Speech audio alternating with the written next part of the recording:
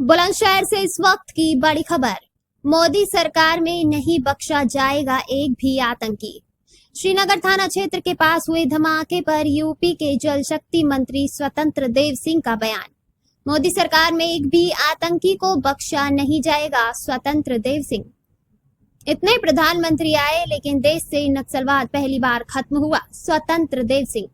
हमारी एजेंसियां आतंकियों के नेटवर्क पर लगातार शिकंजा कस रही हैं, स्वतंत्र देव सिंह। बिहार चुनाव पर बोले स्वतंत्र देव सिंह, मोदी जी के लोकप्रियता और राज्य में नीतीश की लोकप्रियता और कार्यकर्ताओं के परिश्रम और प्रकाष्ठा के कारण बिहार चुनाव जीता स्वतंत्र देव सिंह। सिकंदराबाद में सरदार पटेल जयंती पर आयोजित एकता यात्रा में मुख्य अतिथि के रूप में शामिल हुए थे स्वतंत्र देव सिंह। आज ये पद यात्रा निकाली जा रही है, इसका सरदार पटेल जी की 150वीं शताब्दी वर्ष जन्म जयंती को शताब्दी वर्ष बनाए जा रहे हैं। और सरदार पटेल ने जो देश के लिए काम किया, एक तरह का उनका जीवन त्याग और तपस्या का।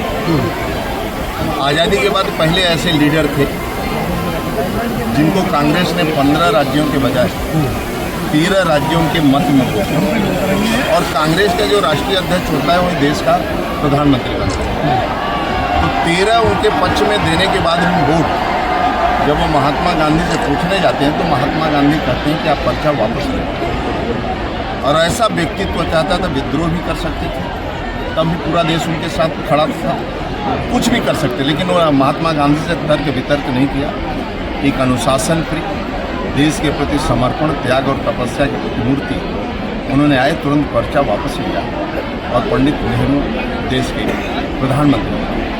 तो उनके जीवन का एक त्याग दिखाया जाता है कि ऐसे आज़ादी के बाद एक पहला लीडर है जो देश का सत्ता मिल रहा हो और सत्ता को छोड़कर जो भी नेता कहता है उसकी बात मानते हैं। दूसरी घटना उनके जीवन का, लगभग 563-62 रियासतों में से हिंदुस्तान की 559 रियासतें बिना डंडा लाठी के एक सूत्र में बंध गई, और 3 रियासतें जो जूनागढ़ हैदराबाद, वह भी कोई ज़्यादा ताकत नहीं लगाना पड़ा, वह भी जूनागढ़ भाग गया और हैदराबाद में मिल गया।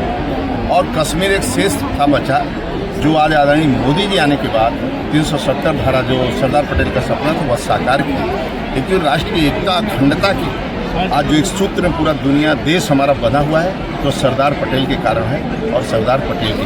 सर, आपने जम्मू कश्मीर की बात की है, मैं आपको यहाँ ये याद दिला दूँ कि दिल्ली के अंदर जो धमाका हुआ उसका दर्द लोग भूल नहीं पाए कि श्रीनगर से एक दर्दनाक खबर आ गई है। देखिए, कुल मिलाकर हम लोगों के विपक्ष में और देश को खिलाफ ऐसी बहुत सी गुमराह शक्तियाँ काम कर, और आप निश्चिंत रहिए, आदरणीय मोदी जी के रहते हुए कोई भी दोषी बख्शा नहीं जाएगा, न छोड़ा जाएगा।